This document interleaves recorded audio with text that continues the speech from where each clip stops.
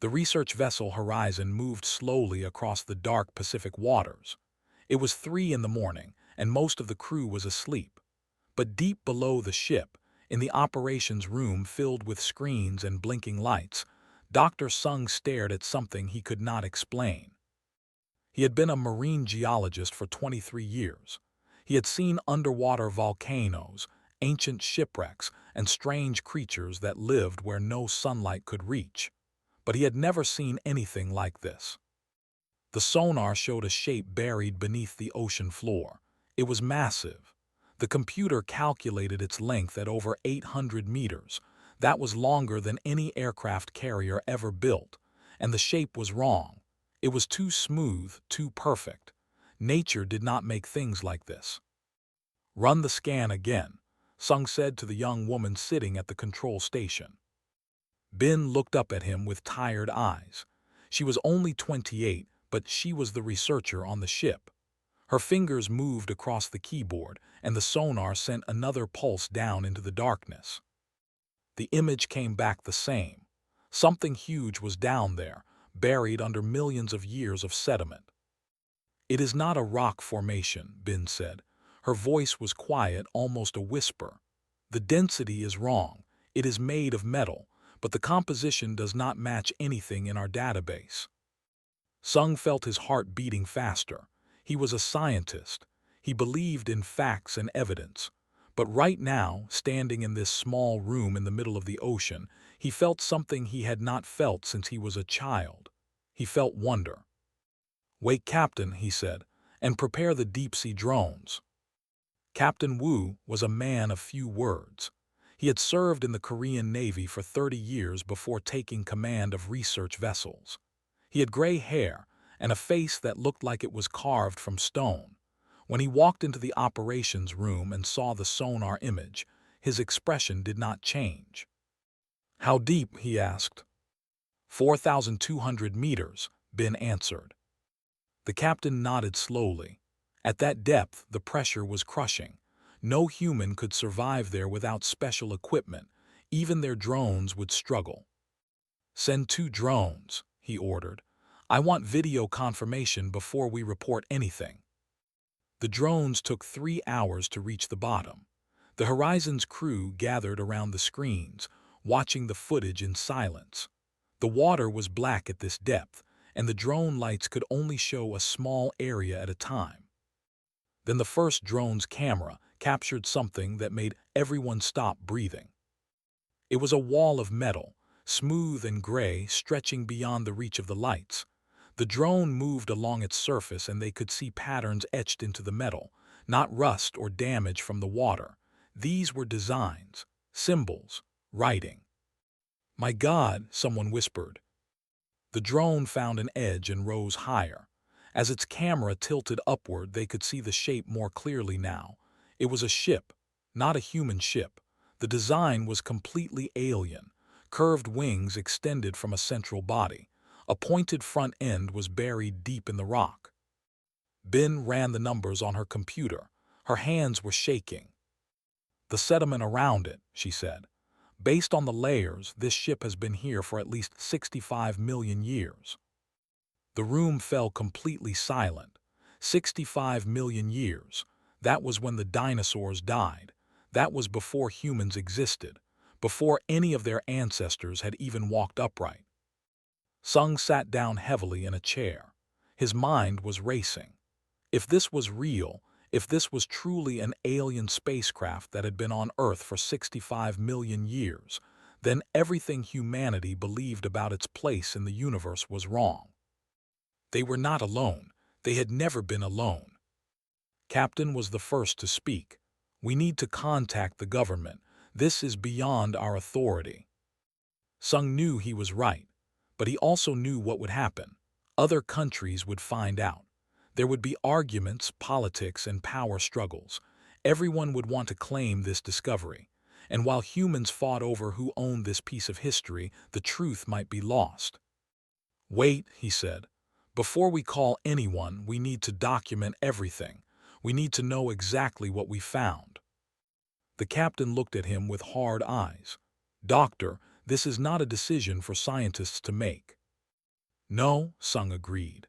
But it is a discovery that belongs to all of humanity. If we let governments fight over it, we may never learn what is inside that ship. Bin stood up from her station. I agree with Doctor. We should explore first and report later. Once the politicians get involved, we will be pushed aside. The captain was quiet for a long moment. Outside, the sun was starting to rise, painting the ocean gold and orange. It was a beautiful morning, a morning that would change everything. You have 24 hours, Captain finally said. Find out what you can. Then I am calling Seoul whether you like it or not. It was enough. Sung immediately began planning. They would send more drones. They would map every centimeter of the ship, and if they found a way inside, they would take it. The next 18 hours passed in a blur of activity. The drones photographed every part of the ship they could reach. The strange symbols were recorded and stored. And then, near the front of the vessel, one drone found something remarkable. An opening not damaged from the crash. This was a door, an airlock. It is designed to open, Bin said, studying the footage. Look at the seams. This is an entrance. Sung leaned closer to the screen. His heart was pounding. 65 million years ago, someone had built this door. Someone had walked through it. Can our drones open it? He asked. I do not know, Bin admitted, but I think we need to try. The captain had been watching from the corner of the room. He stepped forward now, his expression troubled. If you open that door, he said slowly, there is no going back. Whatever we find inside will change everything. Sung looked at the image of the alien ship on the screen. He thought about his daughter back home, about the world she would grow up in. He thought about all the questions humanity had asked since the beginning of time. Are we alone? Where do we come from? Is there anyone else out there? That is exactly why we have to do it, he said. He gave the order, and the drone moved toward the ancient door. Its mechanical arm reached out and touched the surface. And to everyone's amazement, the door began to open. Light spilled out from inside. Soft blue light that had waited in the darkness for 65 million years. The drone moved forward into the ship, and humanity took its first step into a much larger universe. The news spread faster than anyone expected. Within 6 hours of the drone entering the ship, the whole world knew. Someone on the horizon had made a phone call. Someone had sent a message. And now everything was chaos. Dr. Sung stood on the deck of the research vessel and watched helicopters circle overhead. Military ships were approaching from the east. His peaceful scientific mission had become the center of global attention. Captain stood beside him, his face grim. The Korean government is sending a full team. They will be here within the hour. Sung nodded. He had expected this. What he had not expected was the footage from inside the ship. The drone had traveled through long corridors lit by that soft blue light. The interior was intact, protected from the ocean water by technology that still functioned after millions of years. And at the heart of the ship, the drone had found something that made Sung's blood run cold.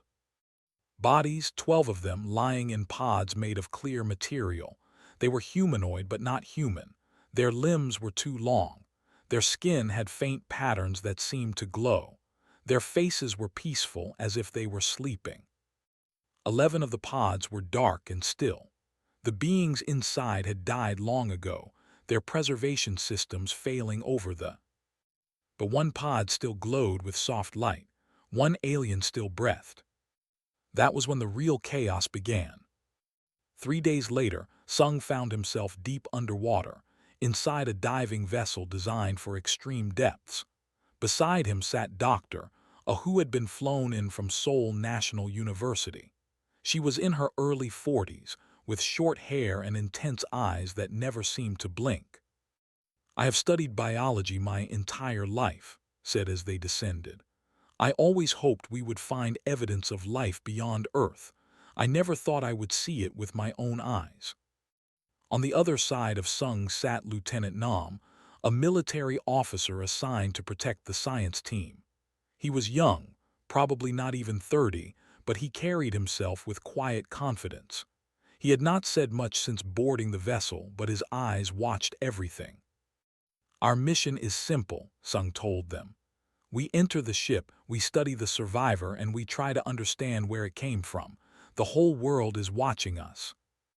The diving vessel docked with a special platform that had been built around the ship's entrance. Engineers had worked day and night to create a dry passage into the alien vessel. When the hatch opened, Sung smelled air that was old but clean. The ship's life support systems were still working. They walked through corridors that curved in unusual ways. The walls displayed symbols that glowed faintly as they passed. It was beautiful and terrifying at the same time. Bin met them at the entrance to the central chamber. She had not left the ship since the first exploration. Her eyes were red from lack of sleep, but her excitement was obvious. "The survivor is stable," she reported. "Vital signs are weak but steady, and we have made progress with the language." She was accompanied by Mi, a young woman who specialized in communications and languages. Mi was small and quiet, but her mind worked faster than anyone Sung had ever met. She had spent the last 3 days studying the alien symbols. "The writing system is based on concepts, not sounds," Mi explained as they walked. "Each symbol represents an idea. Once I understood that, I could start to translate." They entered the central chamber.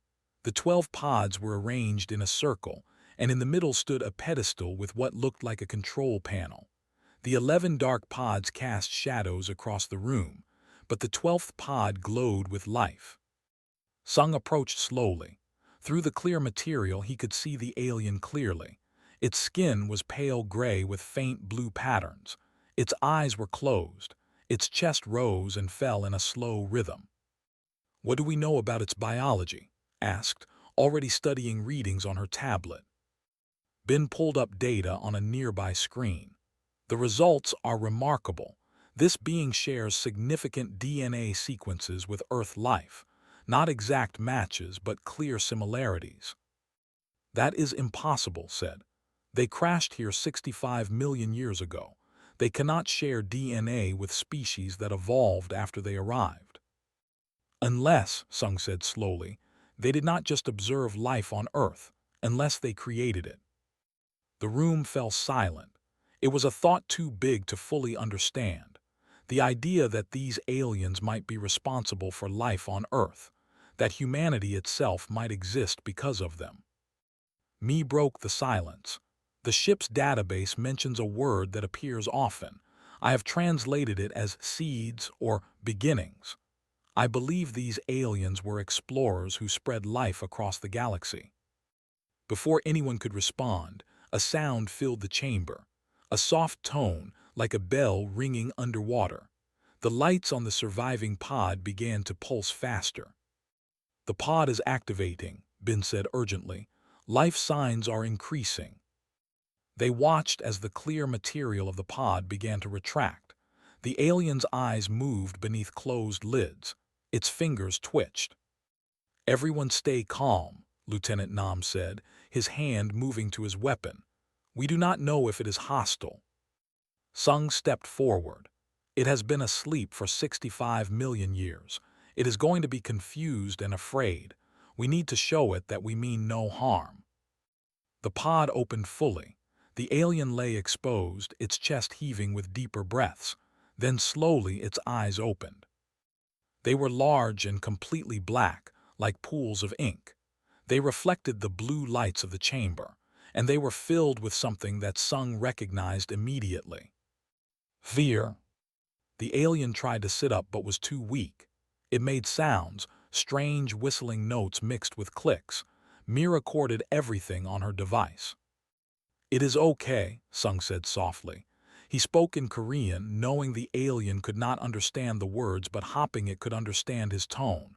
"You are safe. We are friends." The alien's eyes moved around the room, taking in the humans, the chamber, the dark pods of its dead companions. When it saw the other bodies, a sound escaped it. a sound of grief that needed no translation. It spoke again, more urgently. Me listened, her brow furrowed in concentration. "I think it is asking a question," she said. "Something about time, how long?" Sung knelt beside the alien. He held up his hands, showing he had no weapons. Then he spoke clearly. "A very long time," he said. "Millions of years." The alien seemed to understand something in his expression. Its eyes widened. It looked at its own hands, then at the humans surrounding it. Me gasped. "It is trying to speak our language. It is listening to us and learning." The alien opened its mouth. What came out was broken and strange, but recognizable. "Long time," it said. "Others, where others?" Sung looked at the dark pods. He did not know how to answer. How do you tell someone that everyone they knew is dead, that the world they left behind is gone forever? But the alien followed his gaze. It understood. A sound came from its throat then. It was not words. It was something deeper. It was sorrow that had no language. And in that moment, standing in a ship at the bottom of the ocean, surrounded by technology he could not understand, Sung felt a connection across millions of years. This creature was alone. It had lost everything. And despite being alien, despite being different in almost every way, its pain was something completely human. He reached out and gently touched its hand. The alien looked at him with those endless black eyes. "You are not alone now," Sung said. "We found you and we will help you."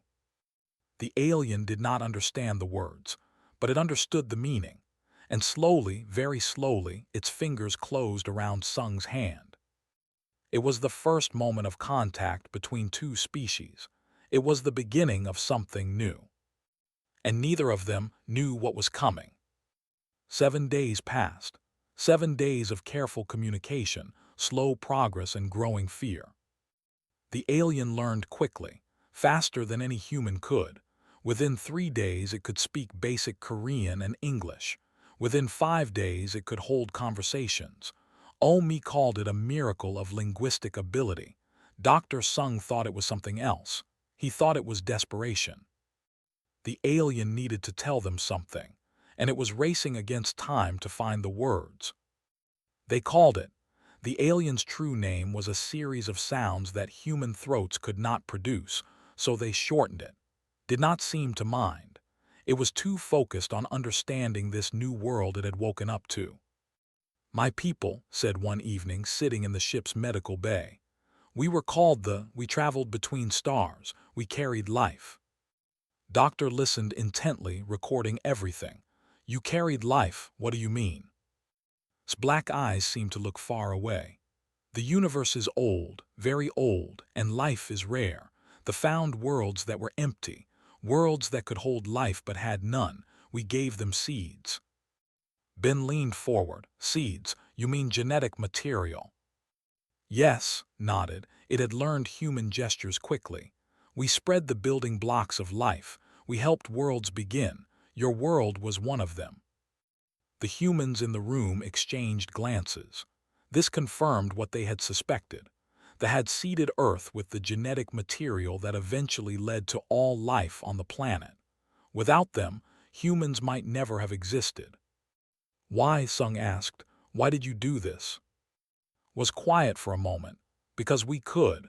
Because the universe should not be empty. Because creating life is the greatest gift any species can give." Its voice became softer. "And because we were being hunted." The room grew cold. Lieutenant Nam stepped closer, his expression sharp. "Hunted?" he asked. "By what?" They spoke the name like a curse. "They are destroyers. They believe that only one species should exist in the universe, themselves. They find intelligent life and they end it, every time, without mercy." His face had gone pale. "How many species have they destroyed?" "Hundreds, thousands, I do not know the number anymore." Looked down at its hands. "They were peaceful. We had no weapons, no armies. When they found us, we could only run. We scattered across the galaxy trying to save what we could. Our ship was attacked while we were leaving this system. We crashed into your ocean. We sent a distress signal before we lost power. Sung felt a knot forming in his stomach. A distress signal. Did anyone receive it? His expression changed. It was learning human emotions, and right now it showed something close to fear. I do not know. 65 million years is a long time. The other may be gone now, extinct, or hiding, but it paused. The never stop hunting. If they detected our signal, they would come. They would want to make sure no survived. The silence that followed was heavy. Everyone understood what was saying. If they came looking for survivors, they would find Earth. They would find 7 billion humans living on a world that they had touched. We need to tell the governments, Bin said. We need to prepare. Prepare for what? Nam asked grimly. You heard they had no weapons. What chance do we have? We are not Sung said quietly. Everyone looked at him. Humanity has weapons. We have armies. We have been fighting each other for thousands of years. It is not something to be proud of, but it means we know how to defend ourselves. Studied him with those deep black eyes. I do not understand humans, it admitted. In 7 days I have watched you argue, fight, disagree about everything. Your species cannot even agree on how to share this discovery. Yet you also work together. You sacrifice for each other. You form bonds with strangers. We are complicated, Sung said with a small smile. They were not complicated. We were peaceful, logical. We never fought among ourselves. His voice was sad. Perhaps that is why we could not fight Before anyone could respond, an alarm began to sound. Red lights flashed across the medical bay. Lieutenant Nam immediately reached for his communication device. What is happening? Demanded.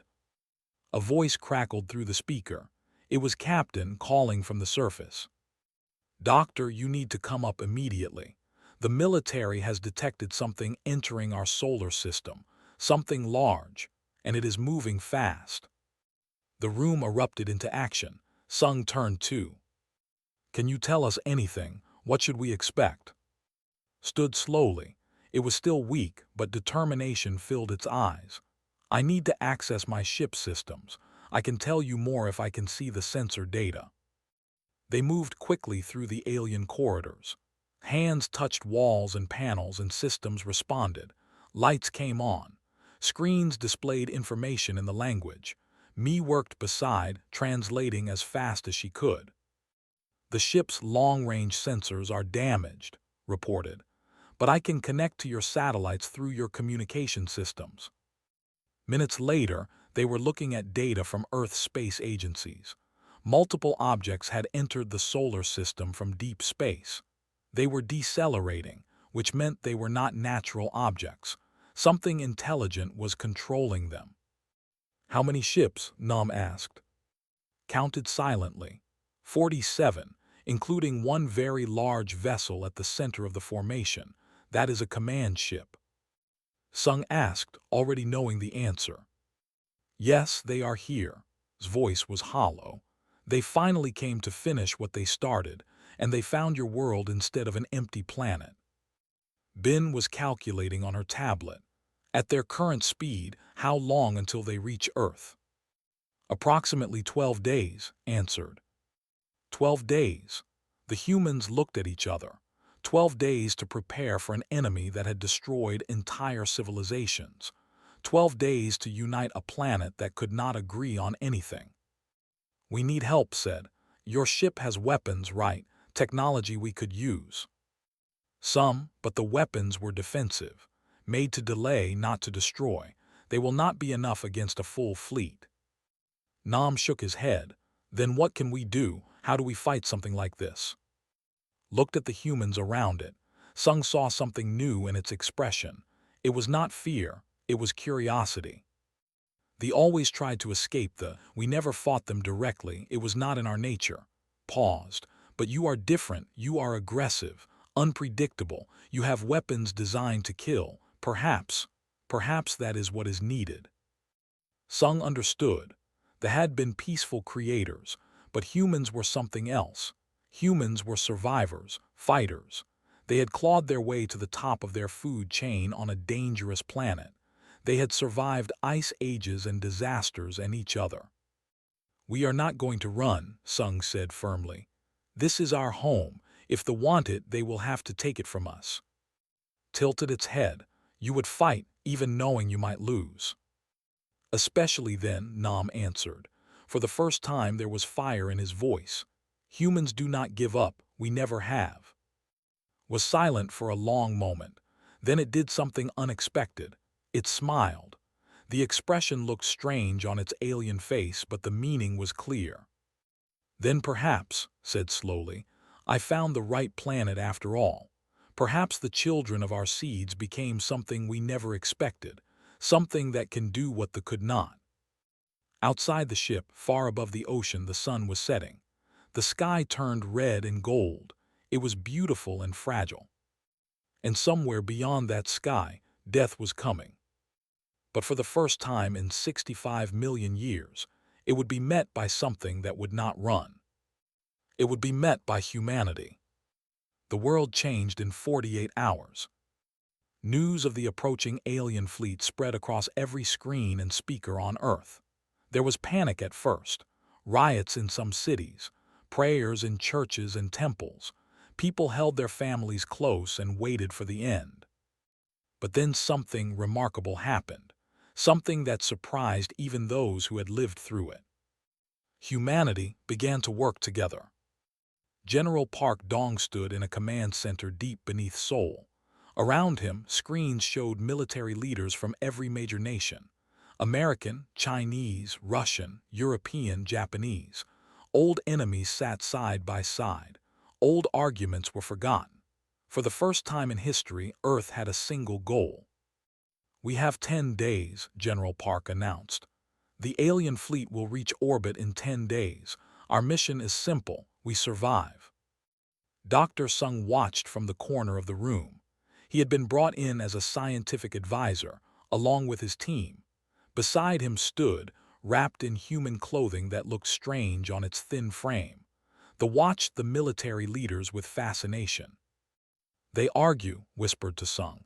"Even now, facing extinction, they argue about who should lead." "Yes," Sung admitted, "but watch, they will find agreement." And they did.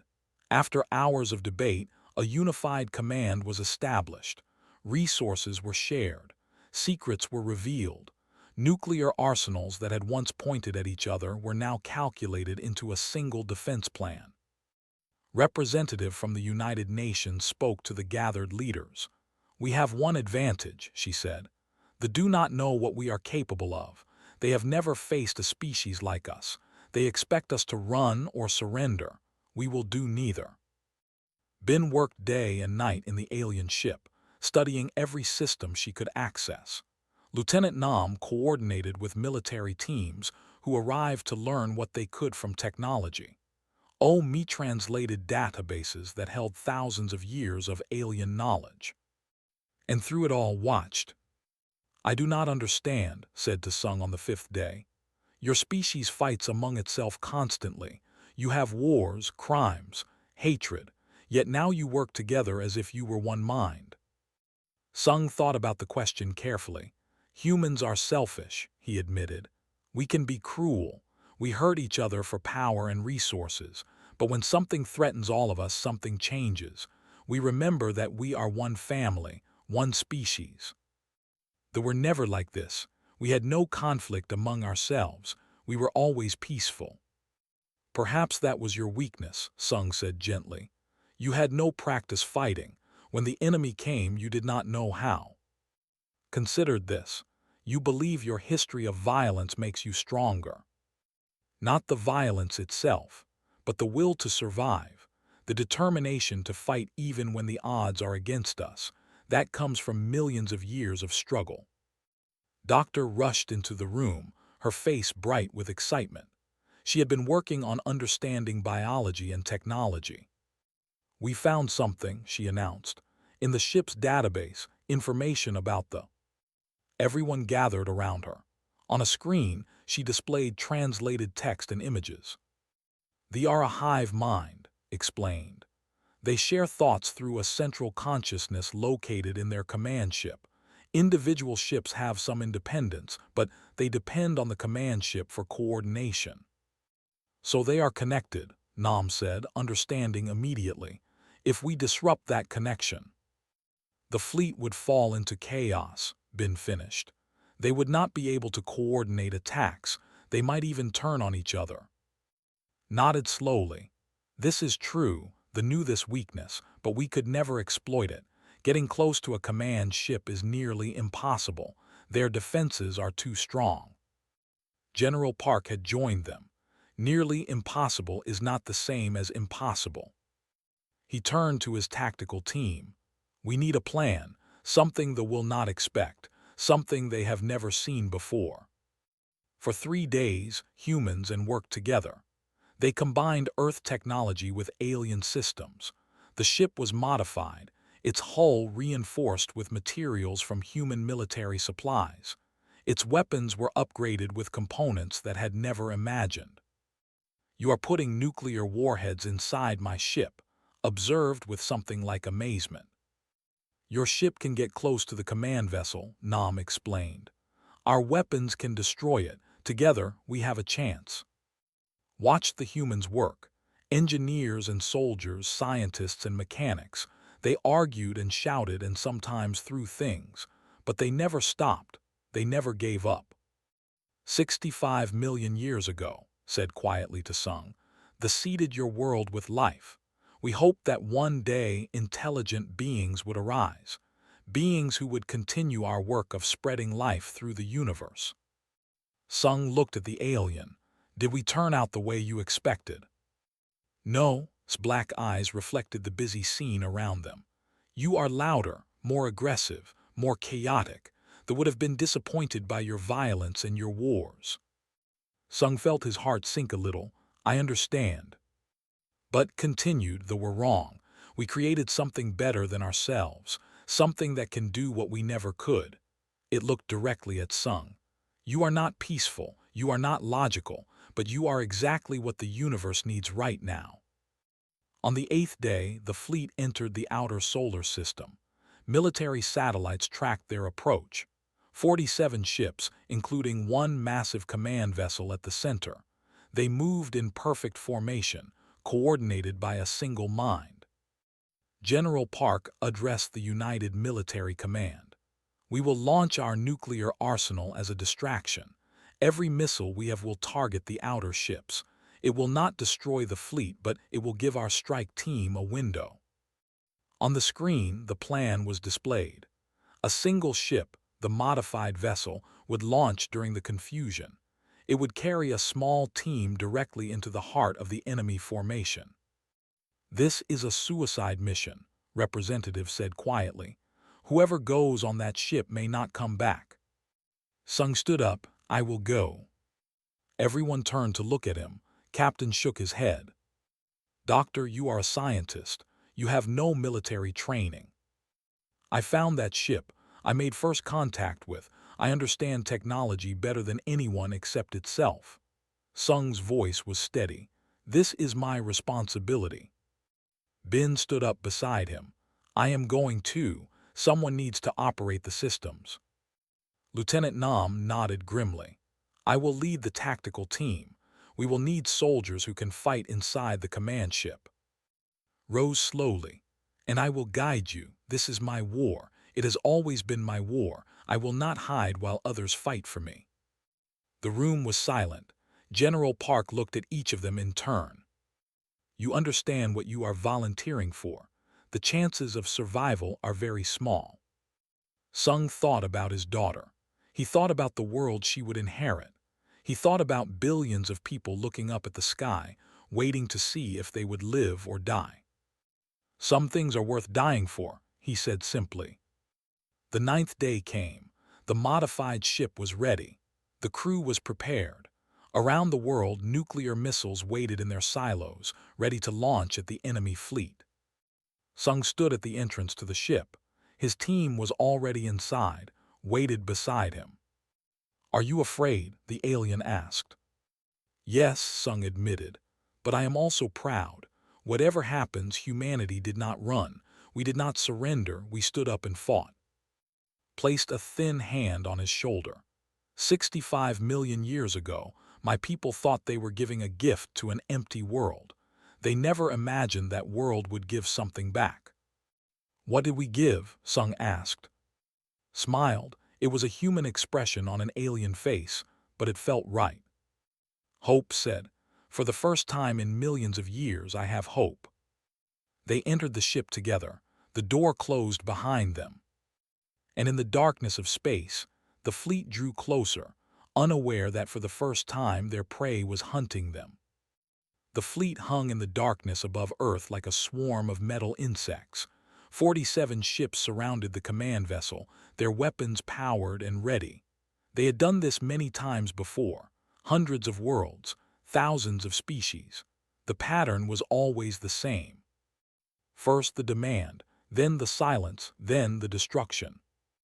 The message broadcast across all frequencies. It was translated into every human language within seconds. Inhabitants of this world, you carry the genetic markers of you are contaminated. Surrender all biological samples and technology related to origin.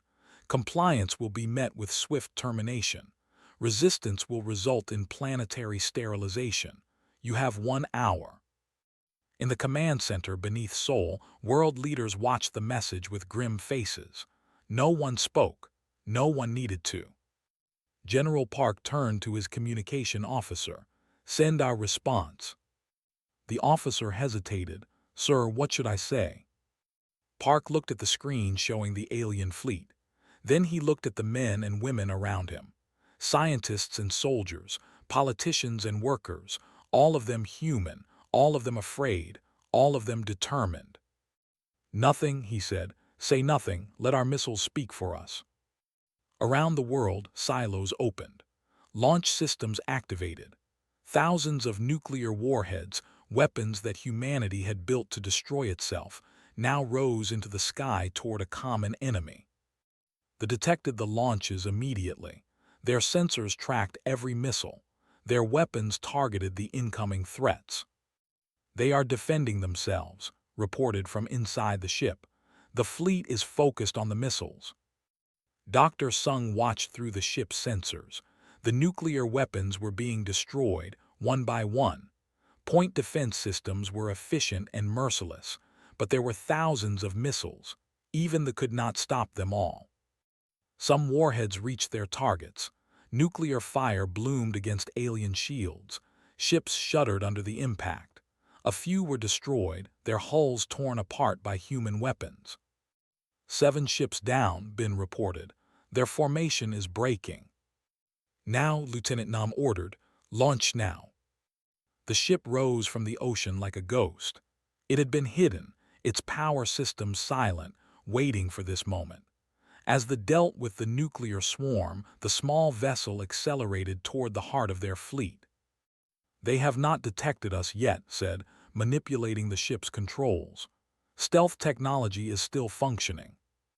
"How long until we reach the command ship?" Sung asked. 7 minutes, but they will see us before then." The ship flew through a battlefield of fire and debris. Human missiles and alien weapons filled space with light and death. Sung watched through a window as one of Earth's warheads struck a cruiser directly, breaking it in half. "Humans are effective at destruction," observed quietly. "I see why they might fear you." "They should," Nam said grimly. He checked his weapon, a modified rifle designed to work in alien environments. Behind him, 6 soldiers prepared for the fight ahead. At 4 minutes out, they detected them. Warnings flashed across the ship's systems. Enemy vessels were turning toward them. Weapons were locking on. "We are targeted," Bin announced. "Multiple ships incoming." "Push the engines harder." The ship groaned under the acceleration. "I can get us closer, but I cannot avoid all of them." The first weapon struck their shields. The ship shook violently, systems flickered, another hit, another.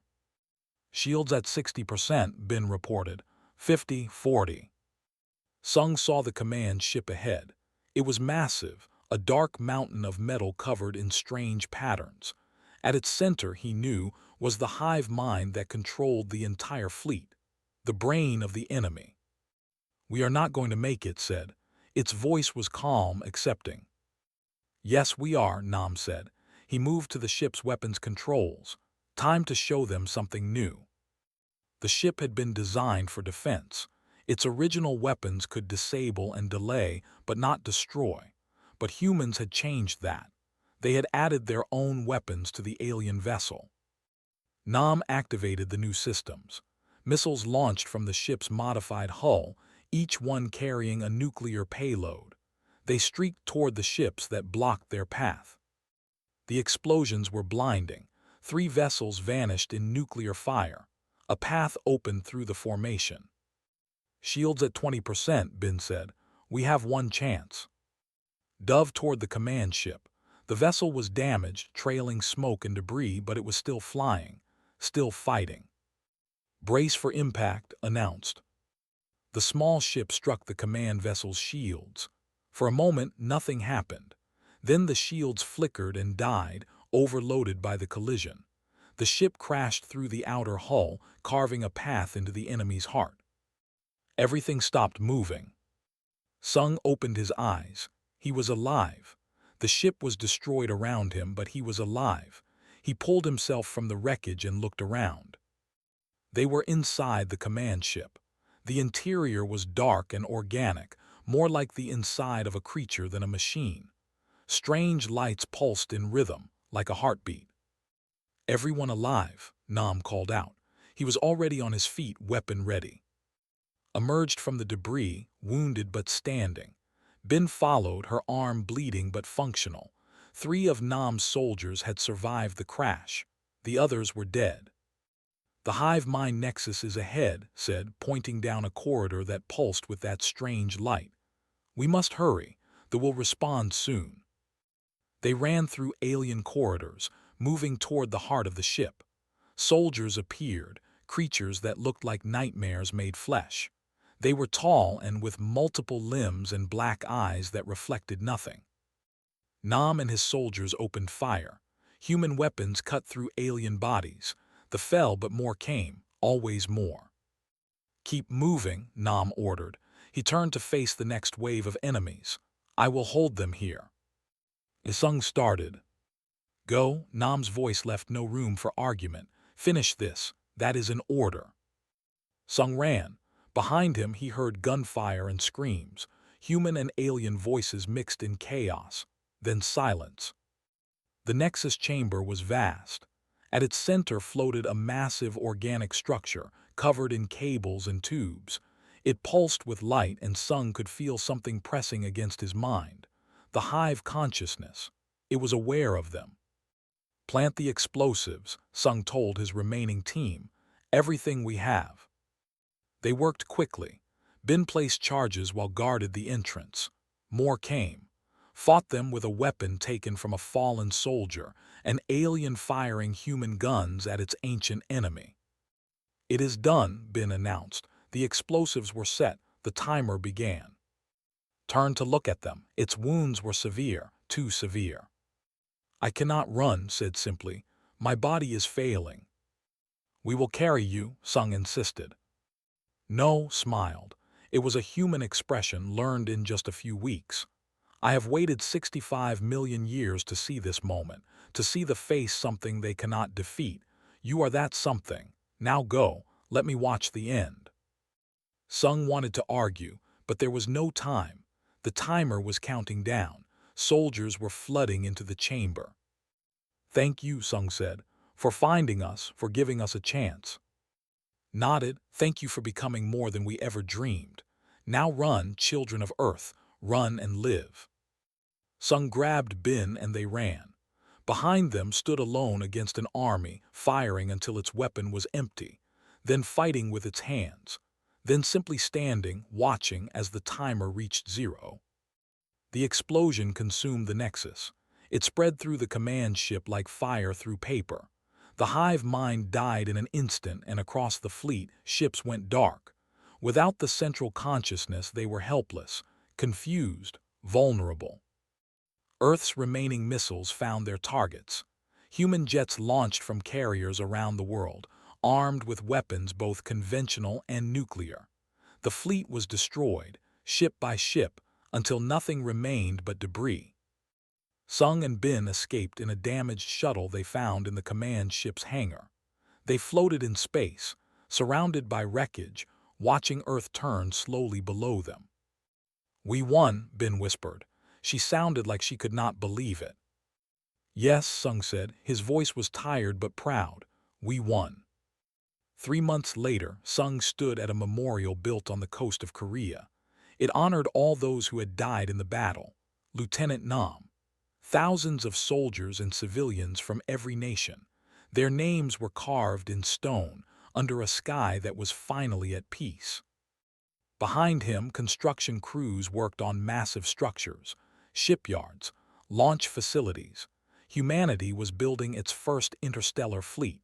They had learned that they were not alone in the universe, and they had learned that the universe was dangerous. They would not wait for the next enemy to find them. They would go out and meet the galaxy on their own terms. A message played on screens around the world. It was final transmission, broadcast in the moment before the explosion, translated into every language. To all who hear this, the children of Earth are not prey, they are not victims, they are protectors, they will find you, they will remember. And for the first time in millions of years, hope is not dead. It lives on a small blue world in the hearts of a species that refuses to surrender. Be patient. Help is coming. Out in the darkness of space, on worlds where frightened species hid from something changed. A signal was received. A message was heard. And for the first time, they did not feel alone. On Earth, Sung looked up at the stars. His daughter stood beside him, holding his hand. "What happens now?" she asked. Sung smiled. "Now we go find them, the others, the ones who need help. And if we find more enemies." He thought about Nam, about all the humans who had fought and died so that others could live. He thought about 65 million years of evolution, struggle, and survival. "Then they will learn," he said, "what it means to fight humanity." Above them, the first human starship rose into the sky, carrying hope into the darkness. And the universe would never be the same.